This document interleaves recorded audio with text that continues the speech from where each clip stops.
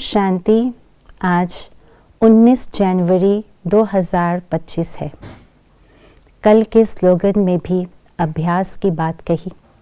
आज के स्लोगन में भी फिर से बाबा उस अभ्यास को रिवाइज करा रहे हैं। बाबा ने यही बात कही है, अगर फर्स्ट डिवीज़न में आना है तो अभ्यास अभ्यास और अभ्यास, इस बात पर हमें फुल अटेंशन देना पड़ेगा। तो आइए जानते हैं किस प्रकार के अभ्यास और फर्स्ट डिवीज़न में आने के लिए और कौन सी बात का अभ्यास ज़रूरी है। सुनते हैं आज का स्लोगन। अभ्यास पर पूरा पूरा अटेंशन दो तो फर्स्ट डिवीज़न में नंबर आ जाएगा।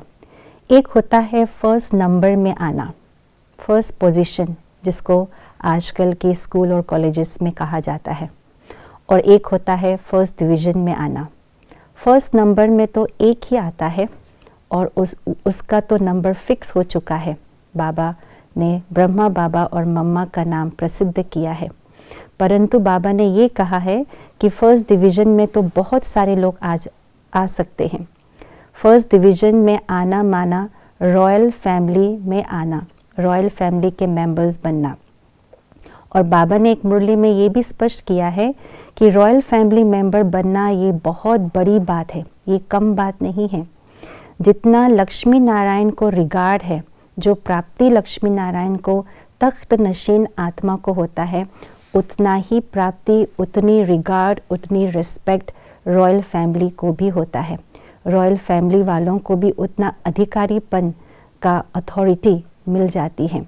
इसलिए बाबा ने कहा फर्स्ट डिवीज़न का लक्ष्य हमें रखना है और सबको फर्स्ट डिवीज़न में आने के लिए अभ्यास अवश्य करना है। और कल के स्लोगन में बाबा ने अभ्यास की बात करी, अशरीरीपन के अभ्यास का, न्यारेपन के अभ्यास का। अचानक एक सेकंड में हम अशरीरी हो जाए, शरीर से बिल्कुल न्यारे हो जाए, बाबा के लव में लीन हो जाए, यही अभ्यास हमें पक्का करना है। बाबा ने 1981 की एक अव्यक्त मुरली में स्पष्ट रूप से वर्णन किया है फर्स्ट डिवीज़न की निशानी क्या है, सेकंड डिवीज़न की निशानी क्या है और थर्ड डिवीज़न की निशानी क्या है। बाबा ने कहा जो पक्के अभ्यासी आत्मा होते हैं वे फर्स्ट डिवीज़न में आते हैं। फर्स्ट डिवीज़न माना उड़ती कला, सदा उड़ती कला, यानी कोई भी परिस्थिति आती है तो सहज रूप से पार कर लेंगे। बाप दादा को अपना साथी कंबाइन स्वरूप बना करके पार कर लेंगे। उनको दुख का अनुभव नहीं होगा, बस संकल्प किया बाबा और बाबा हाजिर, और सहजता से पार किया। कोई भी कठिनाइयों का सामना नहीं करना पड़ेगा। दूसरा बाप ने कहा सेकंड डिवीज़न माना चढ़ती कला। चढ़ती कला वो होते हैं जो विघ्न तो आएंगे, पार भी करेंगे, लेकिन कठिनाइयों का सामना करता है और साइट सीन को देखते हुए भी उनको बाबा को पुकारना पड़ता है, बाबा मदद दो।